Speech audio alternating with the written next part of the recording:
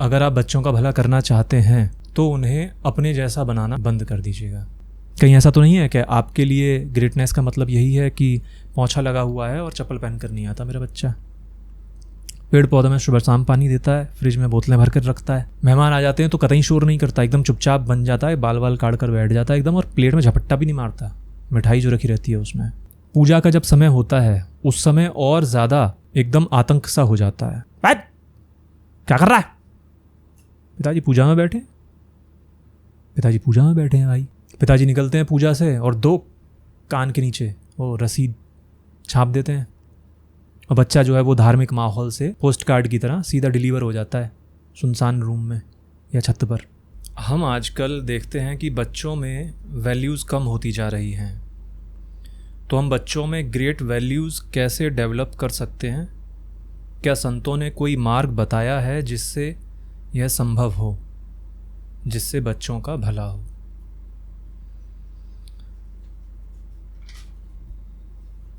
तो सबसे पहली चीज़ तो मैं यही कहना चाहूँगा कि अगर आप बच्चों का भला करना चाहते हैं तो उन्हें अपने जैसा बनाना बंद कर दीजिएगा।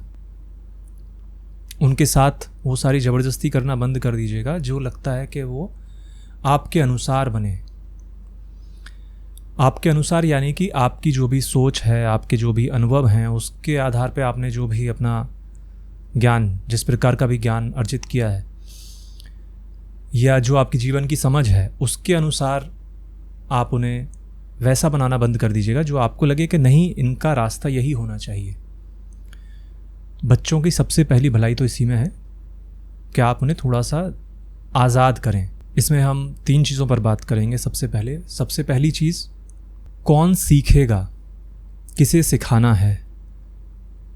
नंबर 2 चीज़, क्या सिखाना है, किस चीज़ के बारे में हम बात कर रहे हैं। जब हम बोलते हैं ग्रेट वैल्यूज़ तो उसका मतलब क्या है, कौन कौन सी चीज़ें हैं जो ऐसी हैं और आपकी उसके बारे में क्या समझ है। और सबसे आखिरी चीज़ कि कैसे सिखाना है, कैसे वो चीज़ डेवलप की जा सकती है। तो सबसे पहली चीज़ तो यही है कि कौन सीखेगा, किसे सिखाना चाहिए।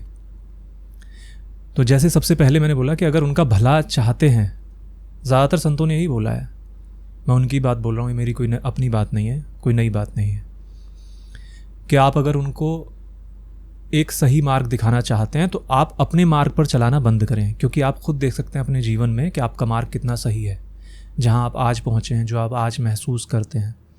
अब बात यहां आती है कि आप उन्हें सिखाएंगे कैसे नहीं। बच्चे तो लगातार आपके साथ रहते हैं। बच्चे क्या है, एक संगति ही तो है। बच्चे सबसे ज़्यादा किसकी संगति में रहते हैं? सबसे ज़्यादा संगति का असर होता है, तो बच्चे आपकी संगति में रहते हैं।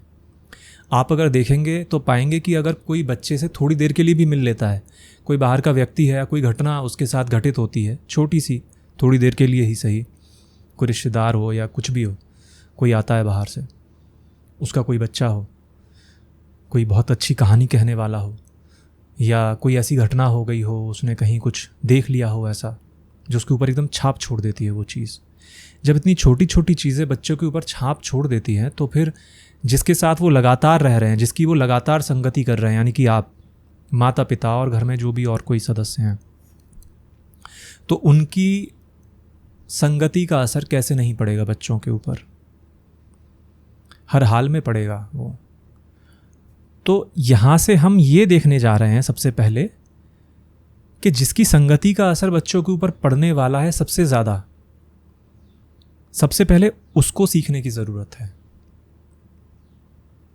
अगर आप खुद जानते होंगे कि ग्रेट वैल्यूज़ क्या चीज़ हैं, किसके बारे में बात कर रहे हैं आप, ग्रेट वैल्यूज़ होती क्या है, ये हम अगले पार्ट में करेंगे। लेकिन आप जो भी बात कर रहे हैं वो जो आप चाहते हैं, कुछ बड़ा देना चाहते हैं, कुछ ऊंची चीज़ देना चाहते हैं, कुछ महानतम देना चाहते हैं बच्चों को, कुछ ऐसे मूल्य उनके अंदर निर्मित करना चाहते हैं जो महान हो, या मान लीजिए सद्गुण ही आप उनके अंदर करना चाहते हैं डेवलप, तो ऐसा नहीं हो सकता कि आप बोलो कि बेटा सुन, एक काम कर, तू चला जा ट्यूशन ग्रेट वैल्यूज़ की, और मैं इधर खोल के बैठता हूँ टीवी, उस पर मैं रियलिटी शो देखूँगा, तमाम प्रकार के उल्टी सीधे माथा फोड़ रहे होंगे जो एक दूसरे से, तू मज़े से जा, तू अपना ग्रेट वैल्यूज़ सीख। ऐसा हो सकता है क्या? तू जा ग्रेट वैल्यू की ट्यूशन अटेंड कर ले, ठीक है, मैं इधर पैग लगा लेता हूँ, इधर इंतज़ाम कर लेता हूँ। ऐसा हो सकता है, इससे चलेगा। वो एक बहुत ही बाहरी तौर पर आप अपनी सेटिस्फेक्शन के लिए कर सकते हैं क्या भाई मेरे बच्चे कुछ सीख रहे हैं, और हो सकता है वो आपको दिखाने के लिए करने भी लगे, जैसे हम सब करते हैं। जैसे हमारे समाज में जो प्रचलन है, ऊपर से तो बड़ा सब कुछ सही दिखाई देता है, फिर भी इतना ज़्यादा गंदा क्यों है समाज? क्योंकि अंदर अंदर सब गंदे हैं। तो कोई ट्यूशन नहीं लगवाई जा सकती इसकी, ग्रेट वैल्यूज़ की। अगर ट्यूशन की ज़रूरत है भी किसी को तो वो आपको है, बच्चे को नहीं है। बच्चे को फ़िलहाल ज़रूरत नहीं है उस ट्यूशन की, वो आपको है। आपने पूछा संत किस तरीके से, कोई संतों ने ऐसा मार्ग बताया है क्या जिससे बच्चों को ये चीज़ सिखाई जा सके? तो देखो, संतों ने भी क्या किया है कि सिखाया माता पिता को ही है। संतों ने बच्चों के साथ तो खेला है, वो खूब खेले हैं, एकदम घुल मिल गए हैं, एकदम उनके साथ इस तरीके से खेलते हैं, वो इस तरीके से उनके साथ घुलते मिलते हैं कि वो जान जाते हैं कि बच्चे का मन किस तरीके से बदल रहा है। कौन है ऐसा बच्चा जो एकदम उसका मन बदल रहा है, किस ओर जा रहा है। वो अगर कुछ देख भी लेते हैं उसके अंदर तो वो उससे नहीं बोलते बेटा तू ये क्या करना सीख गया है, अब ये करेगा तू, उसे नहीं सिखाने लग जाते वो, जैसा कि आप करते हैं। क्या कर रहा है ये? वो उनके माता पिता को बुलाते हैं और उनसे पूछते हैं भाई क्या कर रहे हो तुम लोग कर क्या रहे हो, ये किससे मिल रहा है, तुम देख नहीं रहे क्या ये कहाँ कहाँ किन चीज़ों में उलझा हुआ है बच्चा तुम्हारा। अब बात यहीं आती है, आप देखेंगे तो तब ना जब आपका खुद का मन शांत होगा, जब आपका खुद की एक दिशा बहुत ही सहज होगी। आपके मन में खुद 50 तरीके के फिजूल या कुछ काम के कुछ फिजूल चलते रहते हैं, फितूर, तो फिर बच्चे को बहुत ही बारीक तरीके से देखना आप छोड़ देते हैं। आप फिर यही बोल देते हैं एकदम से कि आप फिर यही बोल देते हैं एकदम से कि ऊपर वाला देख लेगा यार, सबको वही तो देखता है। ऊपर वाले ने आपको शक्ति दी है, आप बच्चे को पैदा आपने किया है। आप अगर ऐसे ही बोल देते ऊपर वाला कर देगा यार, तो हो जाता क्या, छोड़ देते ऐसे ही, वो बच्चे के लिए ज़्यादा भला रहता। लेकिन जब आपने ये काम किया है मेहनत करके, तो अब थोड़ी सी मेहनत और की जाए, जिस तरीके से भी किया है। तो सबसे पहली चीज़ ये है कि आप इस चीज़ से नहीं बच सकते। जब आप पूछते हैं कि बच्चों को हम कैसे सिखाएं, तो इसमें ये रहता है कि हम सिखाना चाहते हैं, क्या आप सीखना चाहते हैं अंदर से। सबसे पहली चीज़ ये आती है कि आप सीखना चाहते हैं उन सद्गुणों को, उन ग्रेट वैल्यूज़ को। क्या आप उनको एकदम डीपली जानना चाहते हैं कि वो क्या चीज़ हैं, अपने बच्चों के लिए ही सही। तो आपको वहाँ जाना ही पड़ेगा, वो सीखना ही पड़ेगा, आप उससे बच नहीं सकते और बचना चाहिए भी नहीं। यही तो सबसे अच्छी चीज़ है किसी रिश्ते की, कि आप उस रिश्ते की वजह से, मान लीजिए आपने बच्चा पैदा किया, आप कल तक तो ऐसे थे कि कल तक किसी भी महान व्यक्ति को जानते तक नहीं थे, जानते भी होते तो उनकी वैल्यू नहीं करते थे। लेकिन आज आप सोच रहे हैं कि यार उस तरीके का मेरा बच्चा बन जाए। फिर आप उसके बारे में जानना शुरू करेंगे कि उसने क्या बात कही, कैसे कैसे उसने जीवन जिया, क्या क्या चीज़ों पर उसने गौर किया, किन मूल्यों को उसने ज़्यादा तवज्जो दी। तो जब आप ये करने लगते हैं तो आप खुद देखिएगा कि उस रिश्ते की वजह से आपका जीवन परिवर्तन होने लगा है, आपका डेवलपमेंट होने लगा है। और बच्चे के लिए ये बहुत ज़रूरी है कि आपका डेवलपमेंट भी हो साथ ही साथ, नहीं तो पूरी तरीके से डेवलपमेंट होगा नहीं। क्योंकि बच्चे को ऐसा नहीं किया जा सकता कि ये ले भाई ग्रेट वैल्यूज़, आज मैंने तुझे दी कुछ बात, सीख जा। वो इतना कर लेगा, हाँ ये लो प्रणाम कर दिया किसी को, इतना तो वो सीख ही लेगा, जो भी दिखा ये कर लिया, इससे क्या हो जाएगा। बच्चा तो बदलता रहेगा, लगातार बदलने वाली चीज़ है।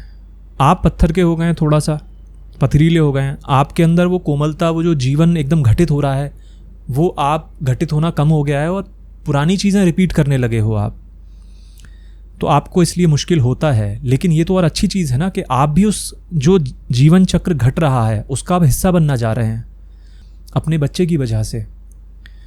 तो ये तो यही इस रिश्ते की सार्थकता है और यही एक सुंदर चीज़ है कि कल तक जो चीज़ें आप इग्नोर करते थे, जिनको महत्व भी नहीं देते थे, आज आप उनको महत्व देना शुरू कर रहे हो। आज आप प्रश्न पूछ रहे हो कि ग्रेट वैल्यूज़ किस तरीके से लाई जा सकती है अपने बच्चों के अंदर। तो सबसे पहले तो ऐसे ही लाई जा सकती है कि आप समझो क्या चीज़ है वो।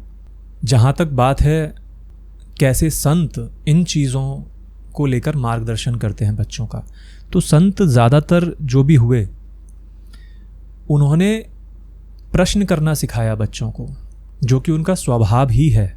अगर बच्चों को ठीक से देखोगे तो वो प्रश्न करते हैं खूब। अगर आपने उनको बोझिल नहीं कर दिया है अपनी उम्मीदों से, आपने उन्हें एकदम दबा और कुचल नहीं दिया है, आपने उन्हें एकदम कंडीशनड नहीं कर दिया पूरी तरीके से कि ऐसा ही होता है, इसी तरीके से कर, सुबह उठकर यही करना है तुझे। वो एक जीवन है जो घटित हो रहा है, अपने हिसाब से घटित होगा। वो जो उसके आसपास हो रहा होगा उस चीज़ से लेगा। आप देखो कि उसके आसपास क्या क्या चीज़ें हैं, कुछ देखते हो अगर बुरी है तो उनको हटाओ, दरकिनार करो वहाँ से। तो बच्चों को प्रश्न करना सिखाया संतों ने।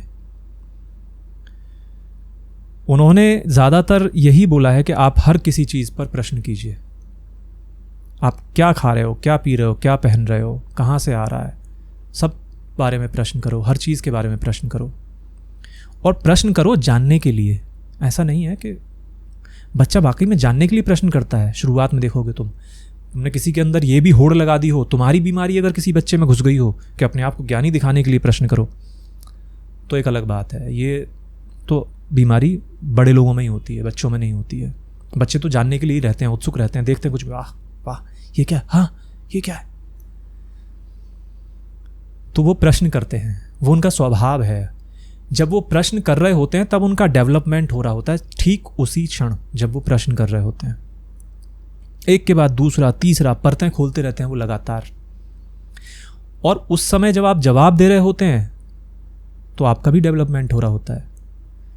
अब मज़ेदार बात यह है कि आप जवाब दोगे कैसे, आप जानते ही नहीं होगे। बच्चे तो बहुत सारे प्रश्न करते हैं। बच्चों का जो मेरा अनुभव है, मैं जानता हूं कि इतने अच्छे प्रश्न बड़े लोग नहीं कर सकते जितने अच्छे छोटे बच्चे करते हैं। इतना क्रिएटिविटी से भरा हुआ कि आपका दिमाग घूम जाए एक सेकंड के लिए, अरे ऐसा भी हो सकता है, ये भी सोचा जा सकता है। तो ये है, बच्चे आपको ले आते हैं खींच के कहीं से, आपके अहंकार से उतार लेते हैं ऊपर से, कह रहे कहाँ चढ़े बैठे हो, इधर तो आओ आप। क्योंकि आपके अंदर अहंकार लगातार पनपता रहता है। अहंकार का मतलब आपकी खुद की आइडेंटिटी अलग अलग तरीके से घटित होती रहती है। तो ना चाहते हुए भी, ना जानते हुए भी वो अहंकार आपके अंदर आ जाता है। तो बच्चे वहाँ से उतार लेते हैं, आपको खींच लेते हैं। और आप जब उनके तल पर आ जाते हो एकदम, तब आप देखते हो कि क्या क्रिएटिविटी है, कितना फ्रेशनेस है, क्या फ्रेशनेस है। आप उस फ्रेशनेस को कुचल देना चाहते हो। आप उनके वो प्रश्न हड़प लेना चाहते हो। किस तरीके से हड़प लेना चाहते हो कि उन्होंने कुछ पूछा, क्या प्रश्न, क्या पूछता रहता है, क्या ये ऊपर बैठे हैं भगवान, आज बादल है ना, ये ऊपर जा रहा है, इसके ऊपर तो नहीं दिख रहे, उड़ गया इसके ऊपर का बादल पिताजी, नहीं इसके ऊपर एक और बादल है, वहाँ ऊपर बैठे हुए हैं इसके ऊपर पिताजी, उसके ऊपर का बादल भी उड़ गया, अब भी नहीं दिखे, अरे नीला नीला दिख रहा है इसके ऊपर। आप ये करते हो, जो आपको खुद नहीं पता होता है आप वो बताने की कोशिश करते हो उनको, कुछ भी बोलकर, कुछ भी बोलते हो फिर आप। इससे क्या होता है, बच्चे का डेवलपमेंट तो चला ही जाता है, आपका भी चला जाता है।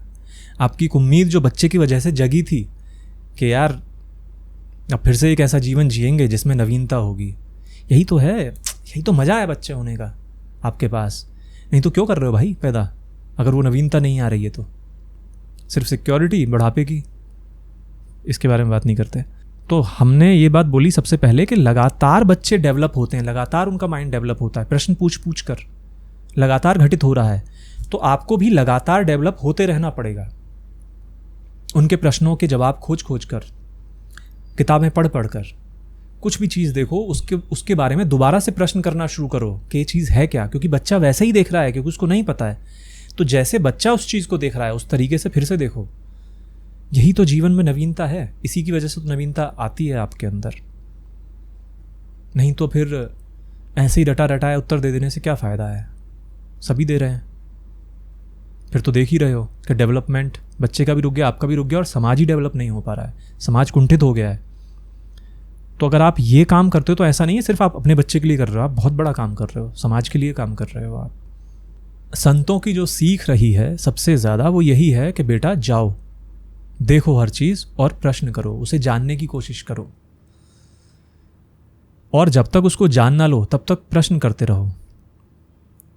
तुम्हें लग रहा है इस आदमी से मुझे सही उत्तर नहीं मिला, अगले आदमी के पास जाओ, क्योंकि भाई शिक्षक भी तो चाहिए ना उत्तर देने के लिए। अब शिक्षक ही कैसे हैं आप खुद देखो। ये हमारी बहुत पुरानी सीख है, इससे सेटिस्फाई नहीं हुए अगले गुरु के पास जाओ। ऐसे ही करके हम धीरे धीरे करके गुरु के पास पहुंचते थे जो असली गुरु है। प्रश्न कर करके वही बच्चों को उन्होंने सिखाया, कुछ अलग नहीं सिखाया उन्होंने। जितने भी ग्रंथ हैं, उपनिषद हैं, जितने भी वहाँ प्रश्न हैं हर जगह, वो एकदम छोटी सी चीज़, बचपन से शुरू होती है वो चीज़।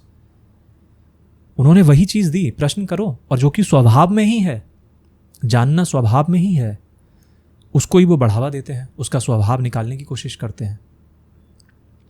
तो उन्होंने यही बोला कि इसके पास उत्तर नहीं मिला तो दूसरे के पास जाओ। तो हमने बोला कि ये शिक्षक जो है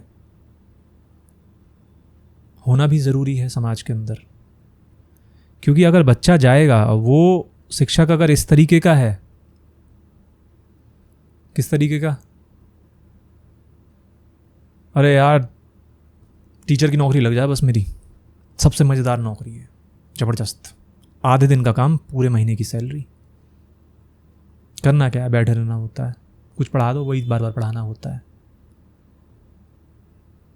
ये व्यक्ति शिक्षक नहीं है, इसने बेड़ा गर्क कर दिया है, देश का बेड़ा गर्क कर दिया है, हमारे देश का नहीं, जितने भी देश हैं जहाँ भी कुरीतियाँ फैल रही हैं सबका बेड़ा गर्क शिक्षकों ने किया है।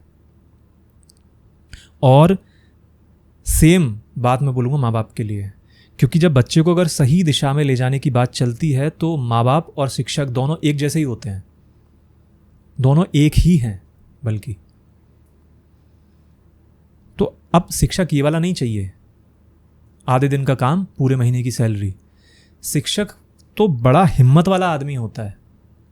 आप देखो गुरुओं को जिन्होंने पढ़ाया, आप जो ग्रेट स्कॉलर्स हैं आप उनको पढ़ो, उनको देखो कि उनके अंदर क्या उत्कंठा एकदम रही है एकदम से कि भाई मैं कैसे बदल दूं, मैं कैसे बच्चों का भला कर दूं, कितना प्रेम करते हैं वो। बदलाव प्रेम से आता है, और जब तक प्रेम नहीं होगा तब तक कोई बदल नहीं सकता, क्योंकि शिक्षक के अंदर प्रेम रहता है, और जो भी प्रेम देने की कोशिश करता है, ज्ञान यानी कि प्रेम का मतलब मैं बोल रहा हूँ, जब कोई भी चीज़ एकदम एग्जैक्ट किसी को बताई जाती है, ज्ञान दिया जाता है एक बच्चे को, तो उसके अंदर प्रेम स्फुटित होता है, और वो ये देख पाता है एक समय में आकर कि मेरा भला कौन चाहता था। जब वो परिस्थितियों में घिरता है बच्चा, तो वो देखता है कि यार मेरा भला कौन चाहता था, कौन था मुझे जो इन सब चीज़ों से बचा रहा था, कौन था तो जो लगातार मुझसे लड़ रहा था, मेरे ही खिलाफ लड़ रहा था और मेरे लिए ही लड़ रहा था। तो वो बच्चा खुद बिलोंग करने लगता है। बिलोंगिंग बहुत ज़रूरी है, आपको महसूस होता है कि हाँ मैं बिलोंग करता हूँ उनको, आप अपने ऊपर किसी का आधिपत्य महसूस करते हैं।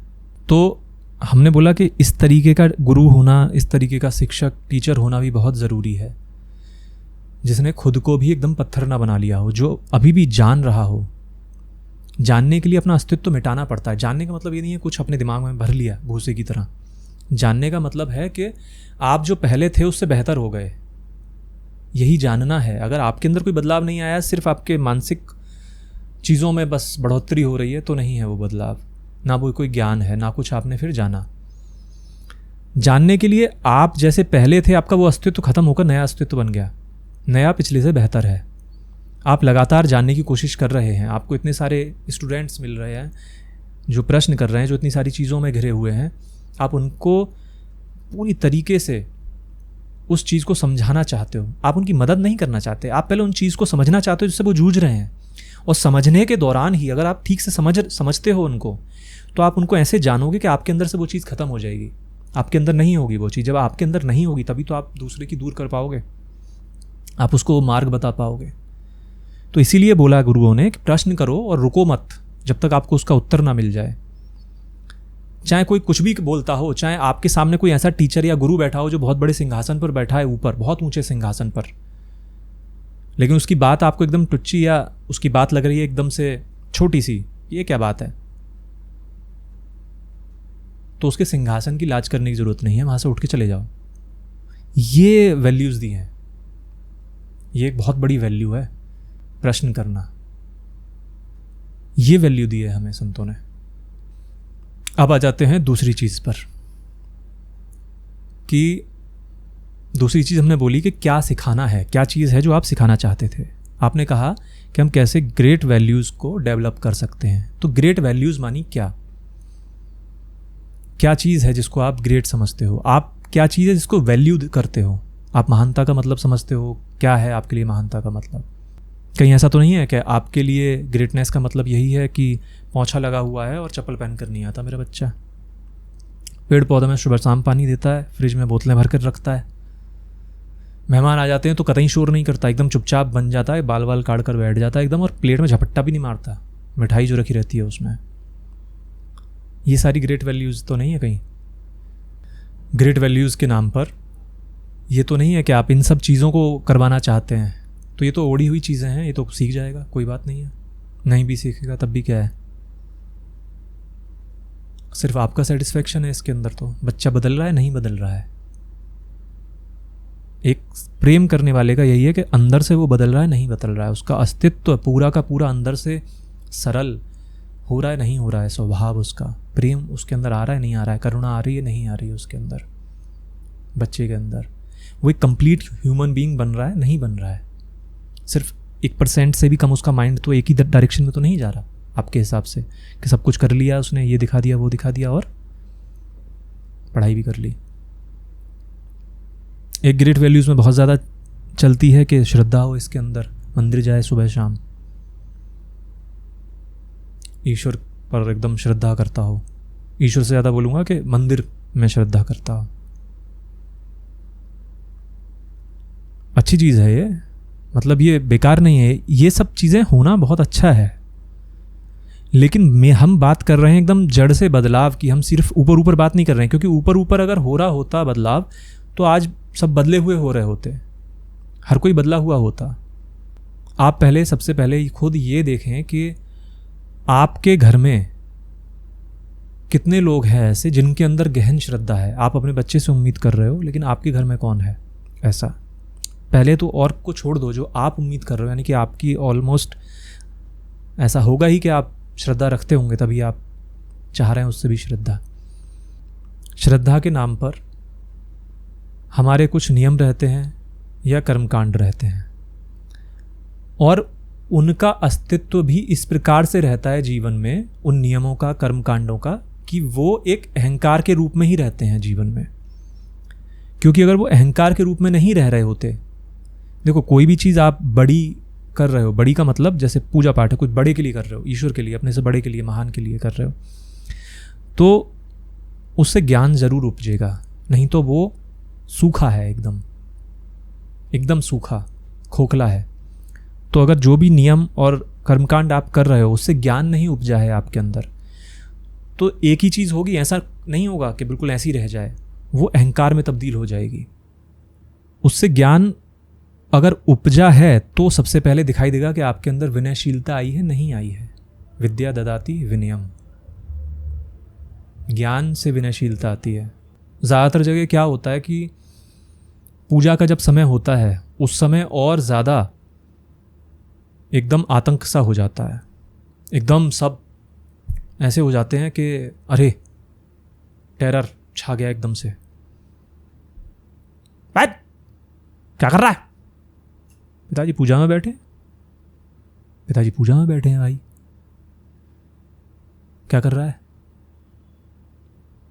पिताजी निकलते हैं पूजा से और 2 कान के नीचे वो रसीद छाप देते हैं, और बच्चा जो है वो धार्मिक माहौल से पोस्ट कार्ड की तरह सीधा डिलीवर हो जाता है सुनसान रूम में या छत पर।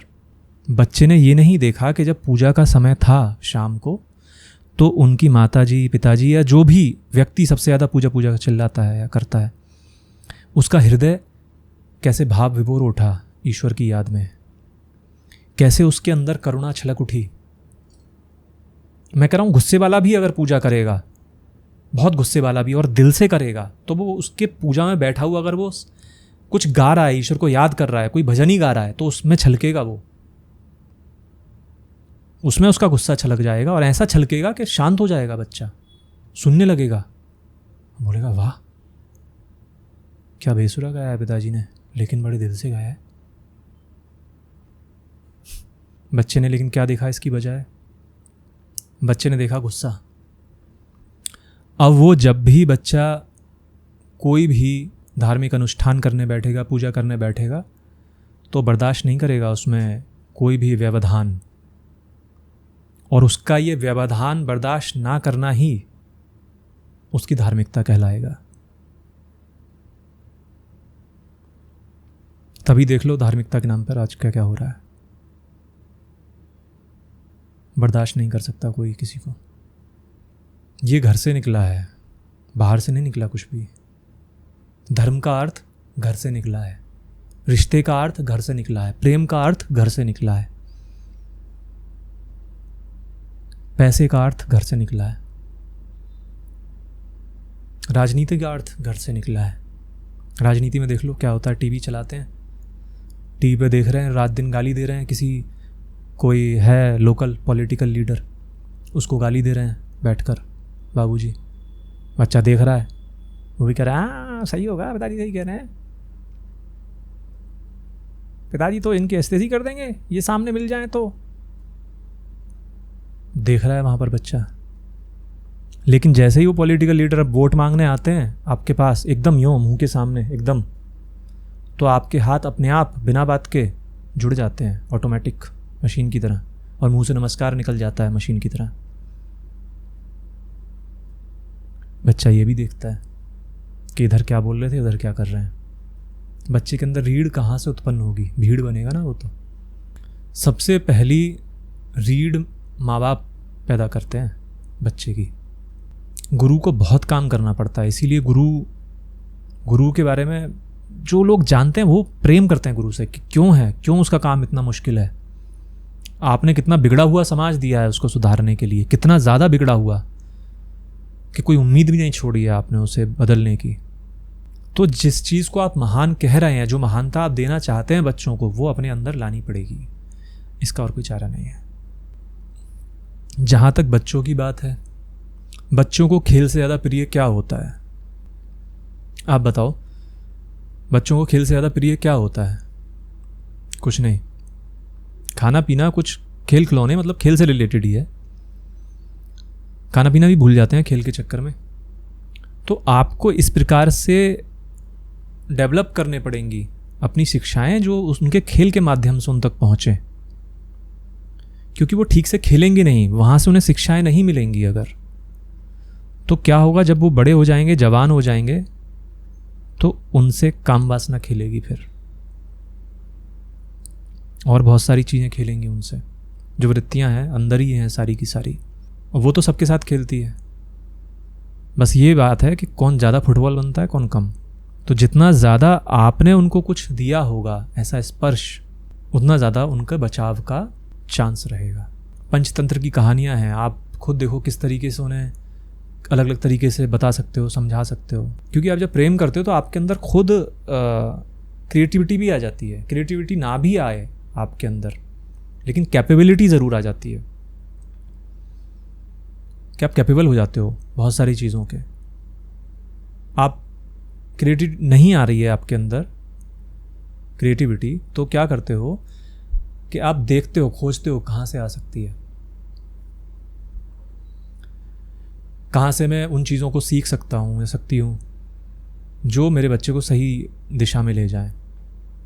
और जब आप अपने बच्चे को प्रेम करते हो तो ऐसा ही नहीं है कि लगता है हमें कि हम प्रेम करते हैं, मोह होता है वो, उसको हम प्रेम समझते हैं, लेकिन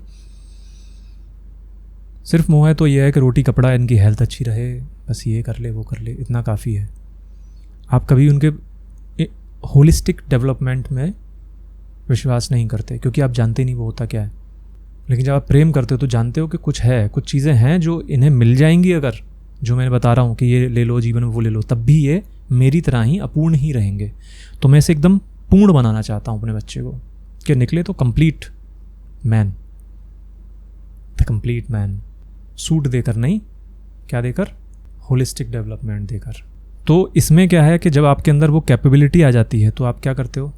तो आप देखने लगते हो कि बच्चे का मन किस तरीके का है, किन चीज़ों पर ज़्यादा जाता है, भागता है, उसका मन है कैसा, आप उसको समझने लगते हो। क्योंकि आपने मेहनत करी अपने ऊपर, अपने मन को समझा, तो आप समझने लगते हो कि बच्चे का मन अभी क्या है, कैसे इसको उलझाया जा सकता है किस चीज़ में, कि कुछ सीख भी जाए और ये भी मस्त हो जाए, इसका हेल्थ भी अच्छी हो, मेंटली भी, फिजिकली भी। और आप देखोगे कि बहुत कम माँ बाप होंगे इस तरीके के जो अलग अलग प्रकार के खेल ईजाद कर लेते हैं बच्चों को खिलाने के लिए। कम ही होंगे, इतने कम होंगे शायद कि मैं नहीं जानता। जो ये काम करते हैं वो होते हैं चाचा, मामा, ताऊ के लड़के, लड़की, बुआ की लड़की, फूफा के लड़के, या कोई इनमें से कोई एक चाचा हो गया, कोई और हो गया, वो खेलते हैं। वो बड़े फ्री से रहते हैं। आपके अंदर तो यही बोझ रहता है, मेरा बच्चा है, मेरा बच्चा है, इसको ये भी कराना है अभी, इसको वो भी तो कराना है, इसकी फीस भी तो भरनी है, मेरा बच्चा क्या कर रहा है ये। आप लगातार ऐसे दिमाग में उलझे रहते हो। जिनके पास में है भी वो अलग तरीके की चीज़ों से उलझे रहते हैं। सिखाने का अब तीसरी चीज़ पर हम आ गए हैं, लगभग शुरू ही कर दी है कि एक तो यही क्वेश्चन, दूसरा थिएटर बहुत अच्छा मीडियम है बच्चों को सिखाने का। हर एज ग्रुप के बच्चों के लिए अलग अलग तरीके की चीज़ें होती हैं उसके अंदर। आपका बच्चा जिन चीज़ों को पसंद करता है वो सब कुछ है उसके अंदर। संगीत भी रहता है, शोर शराबा, पूरी फ्रीडम, और उसके अंदर डिसिप्लिन भी रहता है बहुत ज़्यादा। वो डिसिप्लिन भी सीखता है वहाँ से, लेकिन उसे पता होता है कि ये डिसिप्लिन किस लिए करवाया जा रहा है। उसको उसका रिजल्ट पता होता है कि अभी इस तरीके से डिसिप्लिन करूँगा तो मैं कुछ ऐसा करूँगा जिसका मेरा मन कर रहा है। मैं स्टेज पर जाकर कुछ ऐसा बोलूँगा, मैं भगत सिंह का ऐसा रोल करूँगा ना कि सबके रोंगटे खड़े हो जाएंगे। क्योंकि अगर शिक्षक अच्छा है पढ़ाने वाला तो उसने बताया होगा उसको कि भगत सिंह कौन थे, तो उसका रोंगटे खड़े हुए होंगे उस बच्चे के भी कि वाह सर, ये तो मैं करूँगा रोल। और जो मैंने महसूस किया मैं चाहता हूँ कि सामने वाले को महसूस हो जाए ये बात। तो थिएटर बहुत अच्छा मीडियम है छोटे बच्चों के लिए भी। कुछ शेर बनना चाहेगा, पंचतंत्र की कहानियाँ हैं, अलग अलग लोगों के लिए अलग अलग प्रकार की कहानियाँ हैं, स्किट्स हैं, म्यूज़िकल प्लेज हैं, बहुत कुछ है, संगीत है, थिएटर म्यूज़िक है। बहुत अच्छा मीडियम है, प्रैक्टिस करता है उसमें, बहुत सारी चीज़ें उसके अंदर डेवलप होती हैं। वोकल रियाज़ करता है, बोलना सीखता है, कम्युनिकेशन है, डेवलपमेंट होता है उसका। आप कर सकते हैं, बच्चों को थिएटर वर्कशॉप है वो अटेंड करवा सकते हैं। आप खुद भी कर सकते हैं, बड़े बच्चों के लिए भी होता है। बच्चे तो आप भी हो, इस समय पर आप सीख रहे हो तो आप भी कर सकते हो, घर में कर सकते हो। ऐसा नहीं है कि एकदम से कहीं जाना ही है, हमारे पास तो समय नहीं है, बहुत सारे बहाने रहते हैं। अपना मन पहले ही बहाने बना देता है।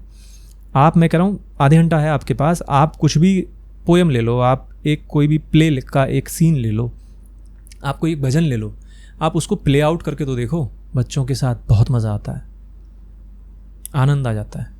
आप एकदम भूल जाते हो अपने जीवन को भी, एकदम वहाँ पहुँच जाते हो जहाँ बच्चे हैं।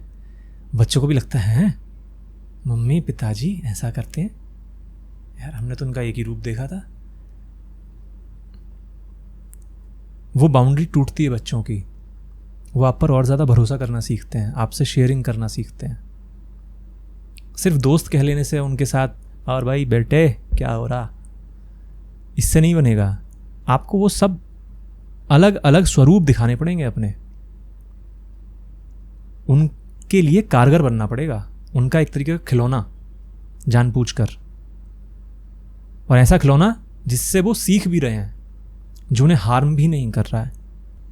तो फाइनली बात यह है कि किसी भी महान मूल्यों पर चलने की या फिर किसी ऐसे ऊंचे मार्ग पर चलने की हम बच्चों को शिक्षा नहीं दे सकते। बच्चे घटित हो रहे हैं, उन्हें घटित होने देना चाहिए। बस हम उन्हें एक ऐसा स्पर्श दे सकते हैं अपने माध्यम से, अपने आप को वैसा बनाकर, उनके आसपास रहकर, उनमें इन्वॉल्व होकर हम एक ऐसा स्पर्श दे सकते हैं कि बच्चे जब बड़े होंगे आने वाले समय में, जब वो समाज में निकलेंगे और समाज के मूल्यों को भी पकड़ेंगे। समाज में तो सारी चीज़ें बैठी हुई हैं, काम क्रोध मन मद मोह सब कुछ बैठा हुआ है। जब ये चीज़ें उन्हें घाव देंगी, तब जब आपने दिया होगा उन्हें नाटक की कोई लाइन भगत सिंह के, या कोई संगीत, या कोई संतों के ऐसे शब्द, तो उनको कोई ऐसी चीज़ ध्यान आएगी, वो उन्हें महसूस होगी अंदर से उसकी कमी, उन्हें महसूस होगा वो खिंचाव कि यार कुछ तो था उसके अंदर जो आज भी खींच रहा है उनको उस ओर। क्योंकि जब वो जाएंगे समाज में तो ये सारी चीज़ें तो उन्हें घाव देंगे ही, चाहे वो काम वासना हो, क्रोध हो, चाहे वो ईर्ष्या हो, ये सब आएंगे ही और उन्हें घाव मिलेगा। घाव मिलेगा तो वो लौटेंगे इस ओर ही। और जब फिर वो आएंगे तब वो वैल्यू करना सीखेंगे इस चीज़ की जो उनको वो स्पर्श दिया गया। तब वो इसकी वैल्यू कर कर उसको समझेंगे ग्रेट, कि ये चीज़ ज़्यादा महान है उससे। तब वो ग्रेट वैल्यूज़ उनके अंदर आएंगे। फिर तो नहीं तो ऊपर ऊपर से बस लीपापोती कर सकते हैं।